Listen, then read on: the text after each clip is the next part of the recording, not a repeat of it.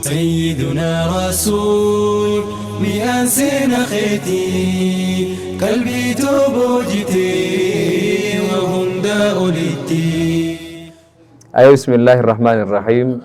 الحمد لله رب العالمين حمدا كثيرا طيبا مباركا فيه كما يحب ربنا ويرضى. نحمده سبحانه وتعالى على نعمه الظاهرة والباطنة. كتابني أرانتنا يقولوا داديمنو كتابة سينا إرقما ربي خطا لما فادات أدوني في قرأ كتابات تندي بندرتي سينا إرقما ربي مالي. سينا النبي محمد صلى الله عليه وسلم إفا نموتا خرادا بدنيتي كان مكانامتي إفا نموتا خرادا بدنيتي أكسمالي أجيل فما قد أمة مسلمات نمني مسلمة هدون كجيل فما بكر رافرتو سينا إرقما ربي تراي صلى الله عليه وسلم. سينا إرقما ربي خيستي أمني مسلمة أمنتا إسا عبادة إسا ناموس إسا أوبسا إسا akkasumas akkamitti akka rabbii isaa gabbaruu barata jechuu seenaa ergamaa rabbii keessatti. Kanaaf duuba yeroo ammaa kanatti kitaabonni seenaa ergamaa rabbiitiin barreeffaman hedduun isaanii afaan arabaati. Saniifi kan amma nuti barachuu deemnu kun kitaaba afaan oromootiin qophaa'ee gabaabaa hafazuu fi takkaahuu irraa dhaggeeffachuu fi qabachuullee namatti hin ulfaanne xiqqashaa tokko warra gaa jalqabarraa kaasee hanga xumuraatitti waliin xumuru rabbi nu haa godhu. Duuba maddoonni kitaaba kana cunfaa amma barachuu deemnu seenaa tana jechuu. Kitaaba tokko qofa osoo hin ta'in kitaabota hedduurraahii walitti cunfame akka namaaf galutti. Fakkeenyaaf kitaaba Rahiiq al-Maktuum jechuun seenaa keessatti yeroo ammaa kana hiriyyaa kan qabnee fi akkasuma siyar a'laam annubalaa jedhanii kitaaba mujallada meeqaa guddaa tokkoo fi rawdatul anwaar khajaanii fi khulaasaa nuurul yaqiin xiqqoon sanilleen mata duree irratti hedduu nu gargaarte.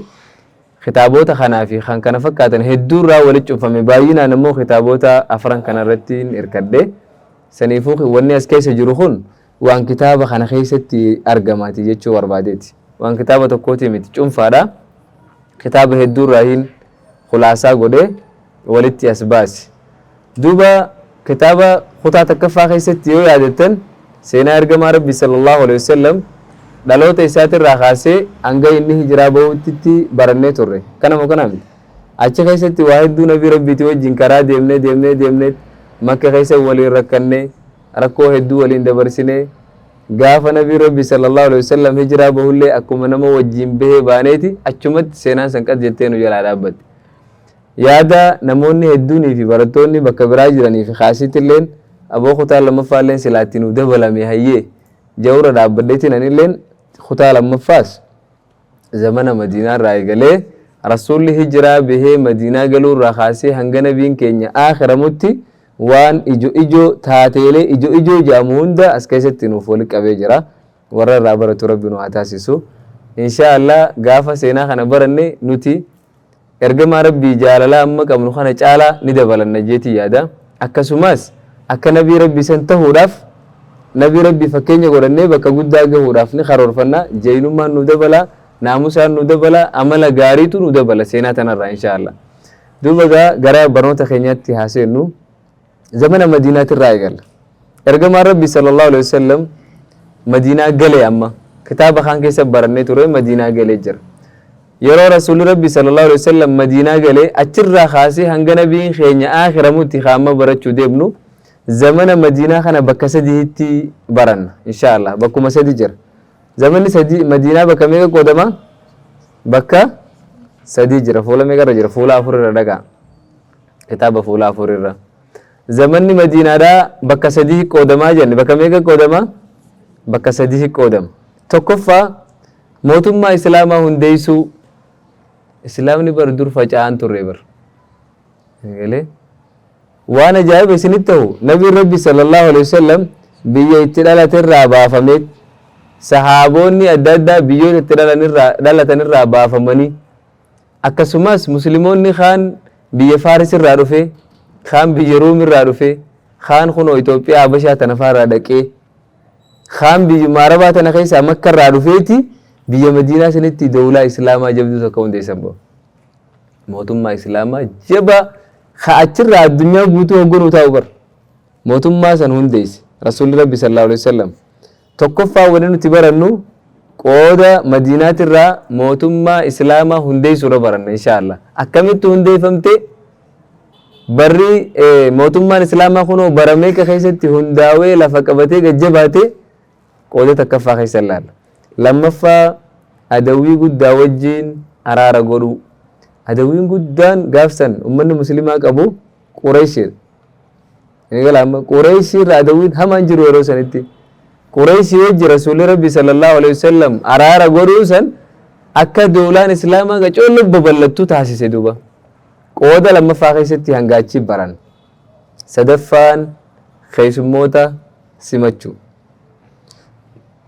Keessummoota simachuu jechuun ummanni Islaamaa lafa qabateet dawlaan Islaamaa gad dhaabbattee Rasuulli Rabbi sallallahu alaihi wasallam akka mootummaa guddaa tokko laalamee waraqaa mootummoota gurguddaa addunyaa irra jiru hundatti ergee fatii Makkaatillee dhaqee Makkallee cabsee injifatee Makkumaa of jala deebisee achi boodarra ummanni addunyaa irra qubatan keessaafuu jaziiraa Arabaa keessa qubatan gosti hundi damiina isiitii wajjiin murnaan gara Islaaminaa seenan. Kutaa sadaffaa keessa baran inshaallah. Kitaabnummaan kunuu baay'inaan uumaanga kana if jala qabataa jechuudha. Mee sadarkaa takkaffaa halaallu. Sadarkaan takkaffaan gaafa Nabii Rabbi sallallahu alaihi wasallam Madiinaa galuurraa eegalee hanga hijiraarraa waggaa 6ffaatti. Waggaa 6ffaa. Bakka kana likki ilaala. Ergamaa Rabbi sallallahu alaihi wasallam Madiinaa galuurraa kaasee amata 6 guutuu bakka takkatti ilaalla jechuu waliin. Amata 6 kana keessa nabiin keenya maal hojjete? Yeroo kana keessatti akka muslima hiddaan buqqisaniif jecha jeequmsi alaa fi keessaanis hedduu uumamee ture. Garuu injifannoo muslimtootaatiin sadarkaan tun xumuramte alhamdulillah. Alhamdulillah jaa. Yeroo sanitti uummanni muslimaa hin jiru. Yeroo duraa nama waa xiqqisho ture nama muraasa waggaa 6 kana keessatti keessaa fi alaa roorroon hamtuun irra deemte roorroo san dandamatanii injifannoodhaan waggaa 6 kana xumuran. Akkamitti akka injifataniif laal dawlaan akkamii hundooytee fi akkamii injifannoon kun argame hunda ganaa gaa tartiibaan itti ol yaana inshaallah.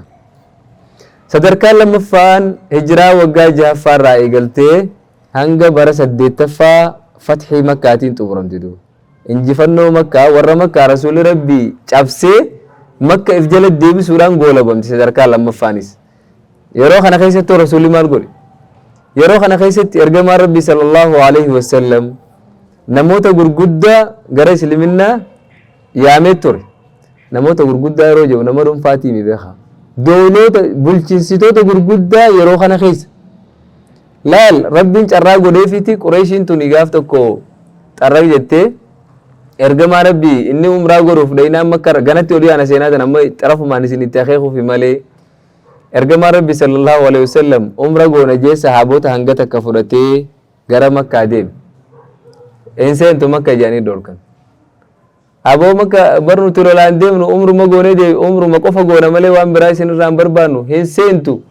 Araboonni kun guututti Muhammad Qureeshii injifate kunoo if jala galche nuun jaa maqaa keenya nu xureessuu deemtaati hin ta'u jedhaniitii dorkan. Akkas taate gaa hoottaa walii galtee walii farramnaa ijjeen. Achirratti humaa isaan amma wanni ija isaanii dura jiru Muhammad mafirraa gad deebisuudha malee waan san boodaan dhalatu hin laalle. Achirratti duuba walii galtee amata 10 lola dhaabuudha waggaa 10f lola dhaabuura walii galan. Qureeshiin amata 10f lola dhaabuun kun ergamaa Rabbiitiif carraa guddaa ta'e duuba. Maaliif adawwii guddaa kana firraan sodaatu gamanatti? Maal godhee isaan firraa itti dhiisee nagaa godhemi adawwiilee xixiqqishoo naannoo isaa jirtu hunda daaraa isaan godhe. Adawwiilee xixiqqishoo naannoo isaa jirtu guutuu daaraa godhe duuba. Adawwiilee xixiqqishoo. Yeroo kana keessa mootummoota addunyaarra jiran gurguddaadhatti ergaa erge jechuudha. Yeroo kana keessatti hanga Najjaashii ga'utti hanga Faarisii fi Ruum ga'utti mootummoota yeroo san akka Islaammaa Ameerikaa fi Raashiyaa wal dorgomaa jiran kanatti wal dorgomu mootummoota gurguddaa hunda waraqaatti ergee ture jechuudha. Yeroo kana keessatti Nabi Rabbi sallallahu alaihi wasallam namoota gurguddaa hagara Islaamaa yaame. Akkasumas adawii naannawa san jiru barbadeessee jira. Humna waraanaa jabduu takka illee hundeessee jira yeroo kana keessatti. Waggaa jahaffaarraa kaasee hanga 8ffaa amatuma lamaan kana keessatti jechuudha. Sadarkaan sadaffaan bara 8ffaarraa eegaltee hanga ergamaa Rabbii sallallahu alaihi wasallam akhiramutti itti fufte.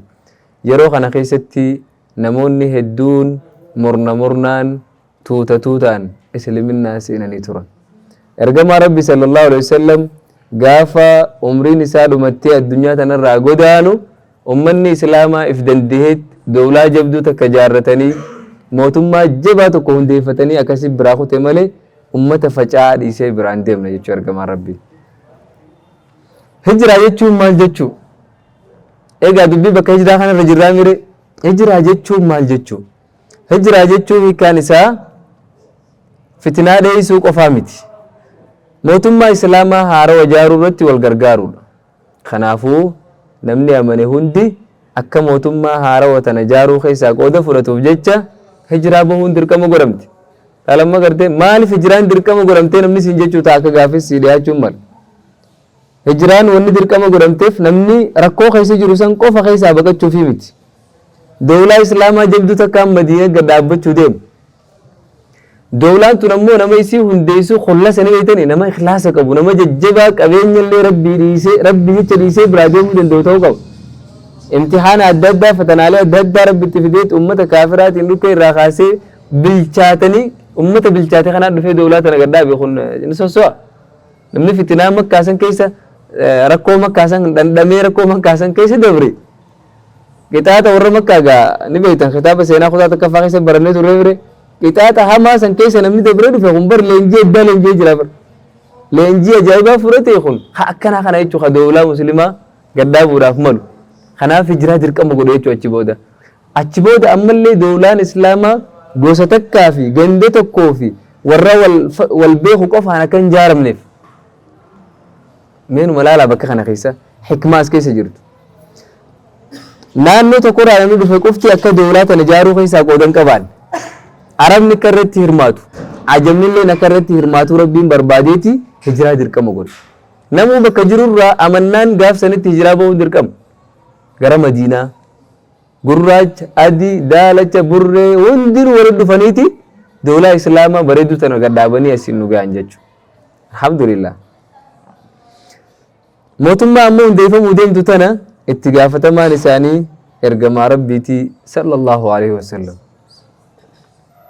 Saniifuu gufuulee dhuftu hunda isaatu dura dhaabbata jechuudha. Eegaa namni tokko habulchaa biyya takkaa itti gaafatamaa biyya takkaa ta'e rakkoolee dhufuu maltu komii hawaasa irraa kaatu rabshaayyoo hawaasa jidduu kaate lolliyoo hawaasa jidduu uumame eenyu furmaata itti kanna bulchiinsa sani.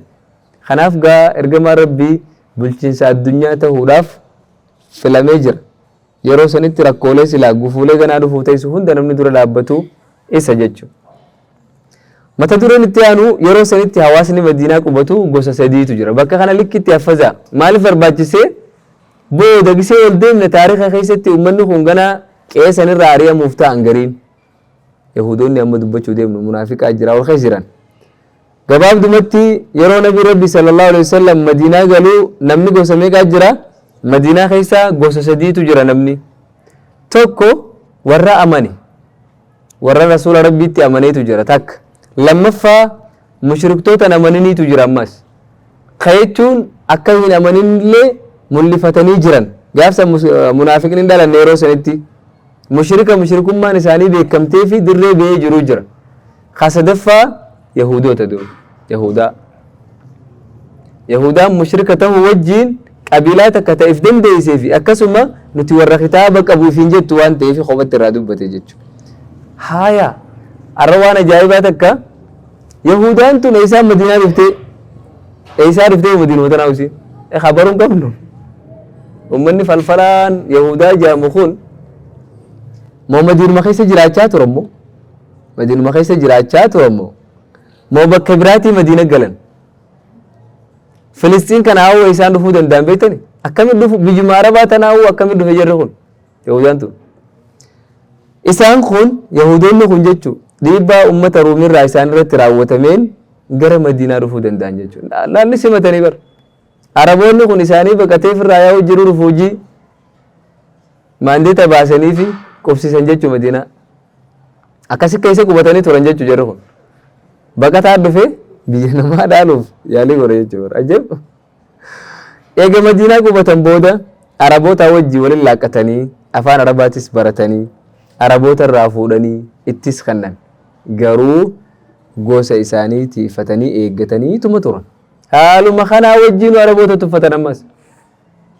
ummatti ilaalan ummata Arabaa kan uraadhisi dana hinjaan isaan kun duraanumaahuu Yahudaan kun keessaa Yahudaa muslimaa wanni kun keessaa hagamti beektaa Yahudaa kaafiraa jechuu aqiidaan isaanii yaanni isaanii ummata addunyaa irra jiru kana hunda rabbiin akka nu tajaajilaniif uumeedha yaanni isaanii kaa'inan mankaan fedhu gurraacha haa ta'u fedhu adii haa ta'u fedhu diimaa haa ta'u Yahudaa biratti nutiin amma addunyaa irra guunnee jirru kun haadimman isaaniitiif rabbiin uume akkasii beekan akkam goota taalikaa yaada isaaniitiif yaada bareedaa yaaddatanii haadimman keenya Araba ajama hundi wanni Yahudaan ta'e hundi akkasii beekan Yahudoonni yeroo san Madiinaa qubatan gosa sadii tokko Banii Qaynuqaa jedhaniin ta dura Madiinaa irraa ari'amte illee ni sitan Banii Qaynuqaa jedhaniin Banii Qaynuqaan tun Madiinuma keessa qubatan isaan gosa Khazrajii wajjin michooma qaban michooma jechuun isin galaami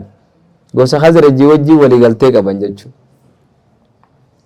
gosa Khazrajii galaniiti rakkoo isaan irra dhuftu hunda gosa Khazraj kanaatu difaa isaan irraa godha rakkoolee silaa isaan mudachuu maltu hunda gosa Khazraj kanaatu isaan irraa difaa godha namni tokko ogguu dhufee gosa namaatti galee gosti san bara akka ilma isaaniitti ilaalteeti akka guddifachaa jechuu bifa sadi kun amma michooma jechuun kun Banii Qaynuqaan eenyu wajji michooma qabanii gosa Khazrajii wajjin lammaffaa Banii Nadiir jedhamti Yahudaan tun Madiinaa keessa ta qubattu gosuma sadeen kana ta lammaffaa tun Banii Nadiir jedhaniin isaan moggaa Madiinaa qubatanii isaanis gosuma Khazraj tanaa wajjin michooma qaban gosti lama gosa Khazrajii wajjin michooma qaban sadaffaa fi tarraadhumaa Banuu Qurayzaa jedhaniin Banuu Qurayzaa ganaa taariikha isaanii akkamitti akka Madiinaa irraa guufaman hundi takka takka laal Banii Qaynuqaan akkamitti Madiinaa irraa ari'amte Banii Nadiir akkamitti Madiinaa irraa ari'amte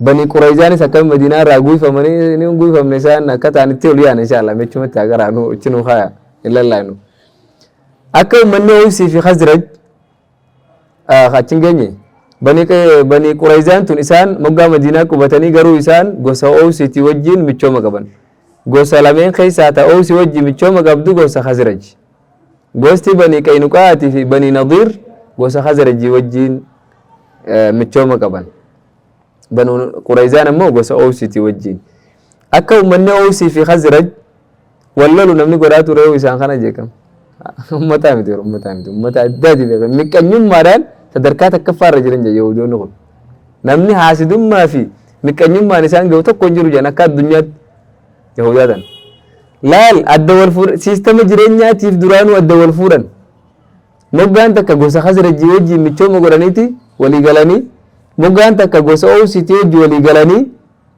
isaan kana wal nyaachisan ifi maal godhan jidduu kana nagayaan jiraatan jechuudha Arabni waan jedhan beektaa farriq tasud jechuu jira jedhan walin naqii adda babaasi nama kana wal lolchiisi garee godhi atichi booda itti gaafatama taata maaliif obboleeyyan lamaan gisee wal lolan dhufanii si walii matan jechuudha itti gaafatamaan isaanii eenyugus ati jechuudha abbaa murtii isaanii taata Yahudaan siistama kana fayyadamte jechuudha Rasuulli Rabbii sallallahu alaihi wasallam yeroo Madiinaa gali rakkoolee mudachuu malu hundaaf hikmaan furmaata barbaaduuf hikmaadhaan furmaata barbaaduun isarratti dirqama kanaafuu jara kana hundaa wajjin waan isaan fakkaatuun walii gale Rasuulli Rabbii sallallahu alaihi wasallam mushrikaa bakka sadi jiraami namni kun muslimni silaa kasaati mushrikaas waan isaan fakkaatu wajji walii galtee wajji godhe rasuulli rabbii namni akka isaa siyaasaa qabu hayyuu inuman argame ajajaan waraanaa addunyaarra amma jiruu fi ka isa dura dabrelleen taktiika takkaa'uu tooftaa lolaa akka ergamaa rabbii qabu nam tokkoon qabu jaan ganaa gaafa ol yaanee loloota inni loluu fi siistama inni itti deemu gisee ilaalte aboo dhugummaan jetti ni quudditaa fatummaanu duraanuu quudditeef jirtaami daranuu quudditaaf jechuudha hogguu akka inni itti mataa waa adda qabu laalte lola dhufe akka inni itti tasgabbeessee tartiibaan oofu yoo laalte ummata lolchiisuudhaaf gisee inni adda qoodu yoo laalte ammata meeqa leenjii yuunivarsiitii waraanaa tamirraa eebbifamee jettaa bara ajaa'iba godhu yuunivarsiitii waraanaa rabbiitu eebbise gaa rabbiitu eebbise jibriilii itti gaafa barsiisaan isaa jibriil doktor jibriil doktora isaatis barsiisaa isaatis eeguu garaa kana keessa waa dhufaniis opereeshina godhee kadhoosee tolchuu eenyu jibriilii mire jibriil doktora jabaa qaba jechuudha. hanga amriin hundinuu yeroo muraasaaf isa jala deebitutti egaa amma aangoo guddoo jabduu akkasii madiinaa keessaa waan hin qabneef hanga amriin hundi to'annaa isaa jala deebitutti kanaa wajjis waliigaltee godhe nagiyaan jiraachuu ture jechuudha. diinni kharabsaa irra banu khalola irra banu makka qofarraa itti dhufa malee yeroo sanitti warraas jiru hunda ofirraa tasgabbeessuu danda'ee jira jechuudha ergamaa rabbi sallallahu alaihi wasallam. tarkaanfii duraati kuni yeroo dura madiinaa galee ummata kana ofirraa tasgabbeesse. erga ummata kanaa wajjiin waliigaltee godhe marsaa itti aanu irratti maal dalagee kutaa itti aanu keessatti walitti deebina inshallah darsi har'aa asirra dhaabna subhanaka allahumma wa bihamdika ashhadu an la ilaha illa anta astaghfiruka wa atubu ilaik.